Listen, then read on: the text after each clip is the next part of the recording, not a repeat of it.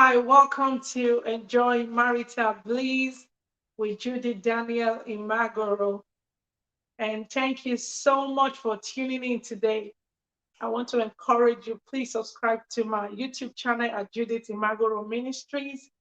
Like and follow my Facebook page at Judith Imagoro Ministries so that you can be the first to be notified of our new videos, weekly videos on Enjoy Marital Bliss, and daily video of the Move of God broadcast. Today, I'm going to be taking the part two of ways to rebuild love in your marriage in 21 days. Ways to rebuild love in your marriage in 21 days. So, and we're starting from number 5 today. If you have not listened to the first part of this video, I want to encourage you go to my page so that you'll watch the first part of the video, then the second part of it. So, what is number 5 is to take your time to understand your spouse. So this is a very powerful secret if you want to rebuild the love in your marriage. Take your time. It's worth your investment. Take your time to understand your spouse. You can never lose a spouse you understand. And also, you would never be happy with a spouse you do not understand. Because most of the things that makes you angry in marriage is not because your spouse is a bad person. It's just the way they know how to do things based on their upbringing or the information they are exposed to. So it is very, healthy for you and for you to try and understand where your spouse is coming from. So I remember that I counseled a couple that was married for 11 years, and they were having misunderstanding. It's have been a they've had a rough ride in their marriage, and after talking to them for a couple of hours, I just realized they both do not understand one another. And let me tell you what turned that marriage around. Just making the man to understand the meaning of a husband, the meaning of the position that he is holding in his family, and also to make the wife understand the meaning of her position, and they both were able to walk their ways. So if you understand your I told the man, if you understand your role as your husband, as a husband, and the wife understand the role as a wife, and then they both try to understand where they are coming from and how they can resolve what is going on in their marriage, and just with the understanding of that, they were able to turn things around. So you need to understand your spouse if you want to be able to rebuild the love in your marriage. And I tell you, it's worth the investment. I want to share a personal experience with you. I remember when we just got married in our first year of marriage. uh, I came from a background where people were used to teasing, like, calling me names, teasing me. So my husband, when we got married, he thought he was playing, so he would try to tease me. And I really sincerely hated that. And he was trying to understand, why do I get so mad when, when it's just a joke? But when he understood where I was coming from and he could put himself in my world, then he was able to avoid that. So if you understand where your spouse is coming from, why they behave the way they behave, what they saw all their life, if they came from a dysfunctional home or not, separate, homes that were, married that was separated, just having that information will help you to deal with the person that you're married to. A lot of people are married, but they don't understand their spouse. They don't understand the person they are living with.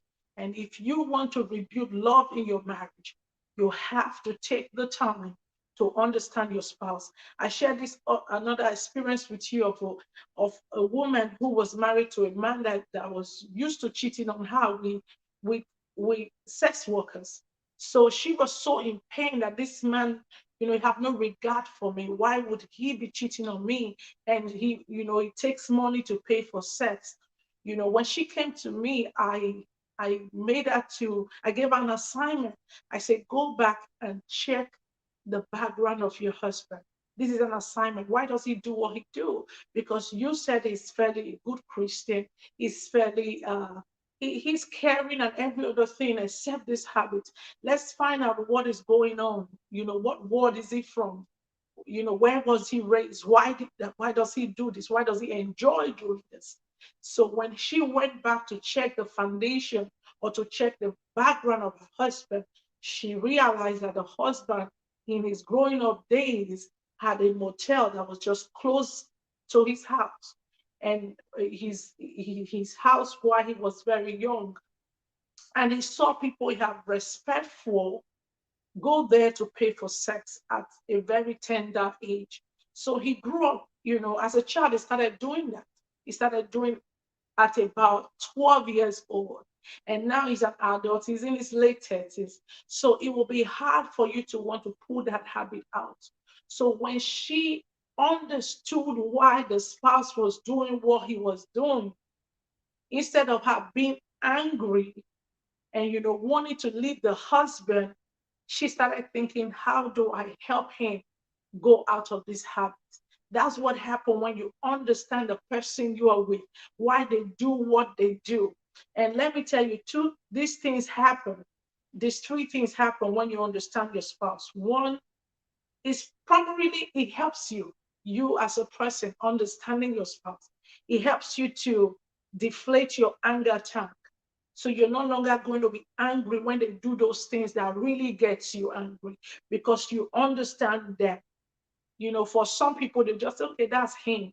Oh, that's her. So it deflates your anger tank. Number two, it helps you to respond better because you know who this person is, why he does why he does everything that he do that you don't like. Then it helps you to respond back in a healthy way. And number three, that just create peace in your home. You have more peace because you understand this person. You're no longer going to be unnecessarily angry because you know who you're dealing with. Then point number 6, talk about it. If you want to rebuild the love in your marriage, communication is very key. It's too important to ignore. Communication is to every marriage what breath is to a human. You just can't live without breath. So it's the backbone of every marriage, every relationship that will succeed need to learn how to communicate in a very effective way. So it is very important. If you want to rebuild your marriage, learn, look for effective way to communicate with your spouse. And I want you to know when you're talking about it, and your spouse, for instance, say you offended them, don't argue that you did. Don't argue or defend yourself because you might not mean it the way they are saying it to you, but that is how it came across to them.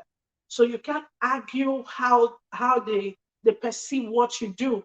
So what you should do rather is to sincerely apologize. And I want you to know something. There's something I want to say that is very important.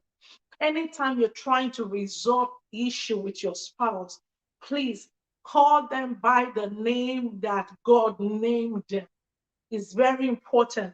So it means that if you want to talk to your spouse, you say, my wife, I'm sorry, my wife. There is a way, that's very key. I'll explain that. Or I'm very sorry, my husband. I didn't know that will hurt you.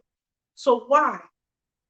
Anytime you call your husband, for instance, the name God has given them in that marriage, there is a way it makes them to conform into the character that God has named them. So, or anytime you call your wife, there is a way it makes her to conform to the character that God have named them. I want to give you an example.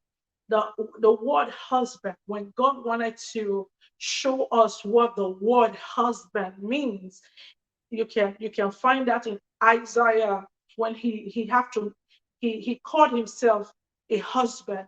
And I want to read something to you in Isaiah 44, sorry, in Isaiah 54 verse 4, and we're reading 2 to 5.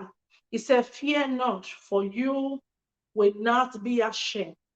He said, "Be not confounded, for you will not be disgraced. For you will not," he said, "for you will forget the shame of your youth, and the reproach of your widowhood you will not remember." He said, "For your maker is your husband, and the host of," he said, "the Lord of hosts is his name, the Holy One of Israel, your Redeemer, and the God of the whole earth is he called." I want to point out something to you. You will not be ashamed. He said, "Fear not." That was the first statement. Fear not, meaning I will protect you. For you will not be ashamed. I will take care of you. Do not be confounded. You will not be disgraced. You will not be disgraced. I will be there for you. That's what a husband means. So anytime you call my husband, when you're talking over an issue, what that means is that the nature of protection, the nature of love, the nature of care, sacrifice, the grace to be there will come out, because that's what God named him. When he said a husband, these are the things that, these are the character of a husband. So when you are dealing with issues, you're having challenges in your home, it's not the right time to begin to call Jacob, because when you're screaming Jacob, everything Jacob have known when he was, when he was growing up, all the knowledge, he will come out to defend himself as Jacob.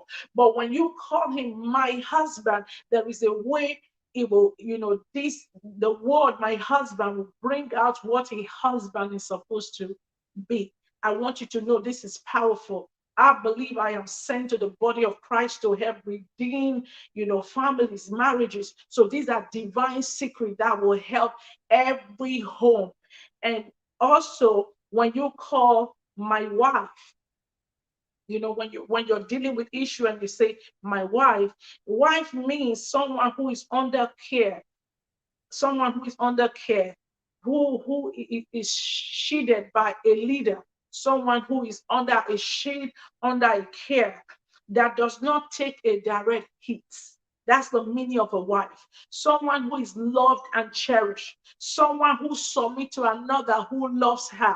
That's the meaning of a wife. So when you call my wife, when you're dealing with issue, then that name goes into her. She conforms into that image, because the word wife, you're supposed to be submissive. It's a nature of a wife. That's what God was thinking of when he designed that role. So if you call her a wife when you're trying to deal with issue, it has a way of tuning in, bringing out that being that God has created. So you learn, when you call that name, you accept your wrong. You have to learn to accept your wrong and apologize sincerely. You have to look for a way to communicate without argument.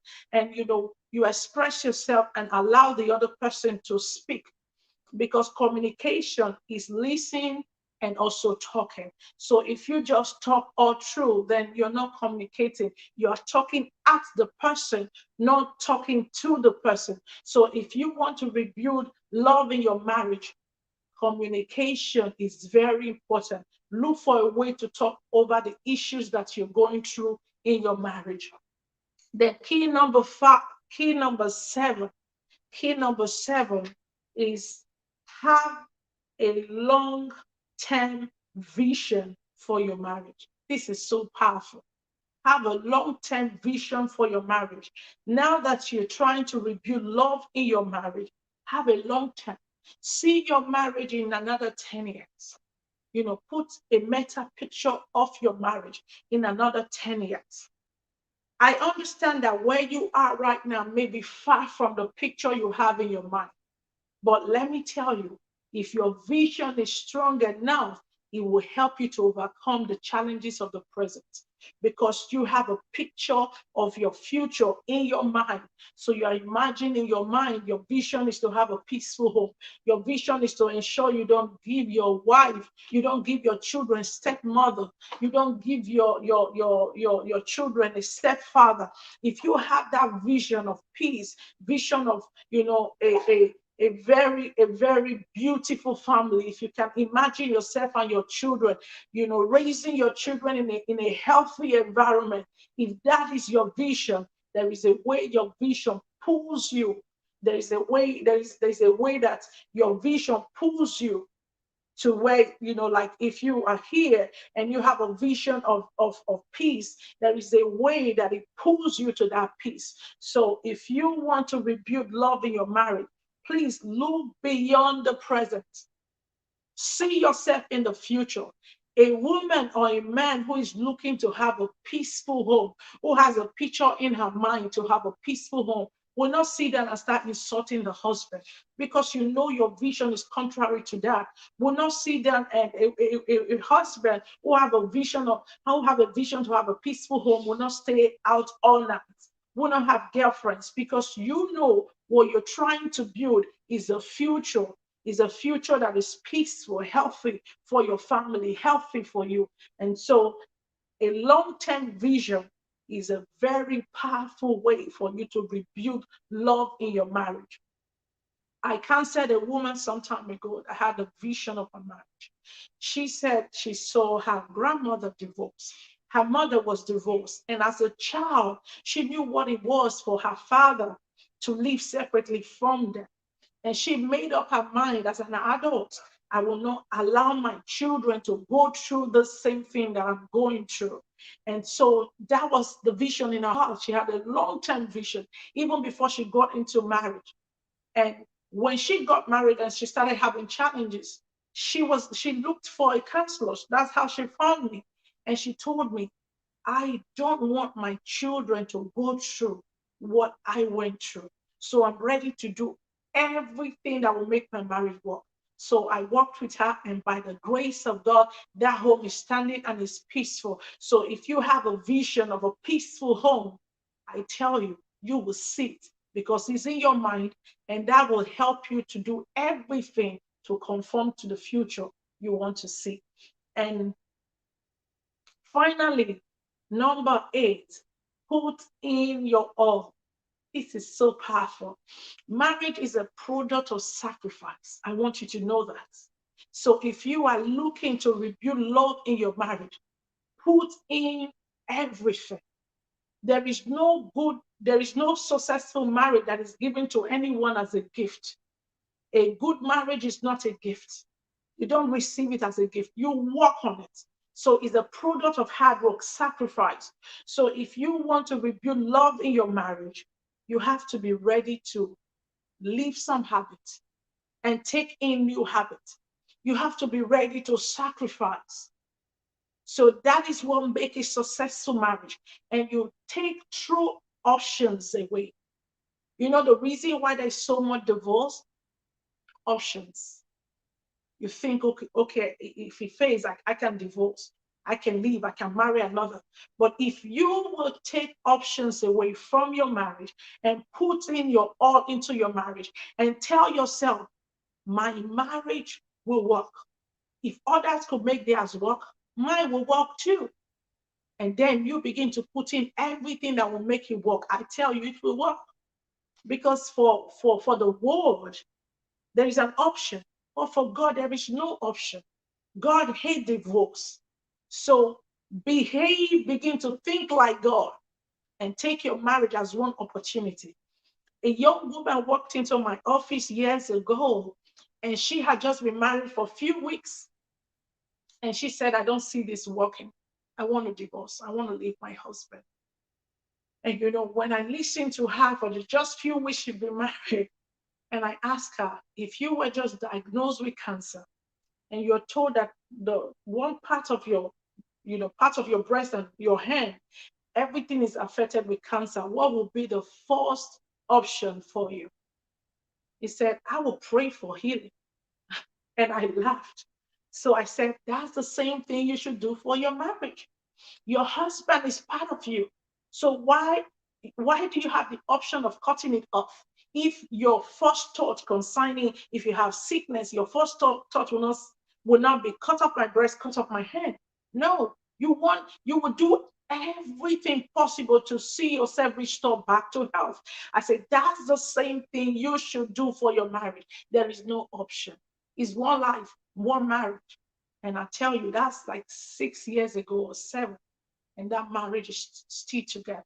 So if you would take options away from your marriage and put in your all, I tell you, beginning from now, you begin to see the result because all your heart is in, all your prayers are in. You behave well because you want to see peace in your marriage. You're giving your sacrifice. And I'll tell you quickly about sacrifice. Anytime you sacrifice for anything you sacrifice or anything you give, you have more of it. You can't sacrifice for your marriage and get nothing because there is a power behind sacrifice. When you can give anything you can give to your marriage, it's only a matter of time will come back to you. So please take the secret. I want you to walk with it. And I believe God, in 21 days, you will begin to see the fruit of peace and the fruit of love in your home. I want to thank you one more time for listening to this broadcast. I want to encourage you, please subscribe to my channel, follow my Facebook page, share this message with your friends and your family, be a blessing to them. And I want to remind you, every week we have new videos on enjoying marital bliss. And let me also inform you, every third week of the month, we're going to be having what we call couples chats. So we bring couples from across the world that have been married for so many years to share their experiences with you, how they were able to overcome the challenges of their marriage and how they were able to stay firm. So I look forward to seeing you next week. God bless you.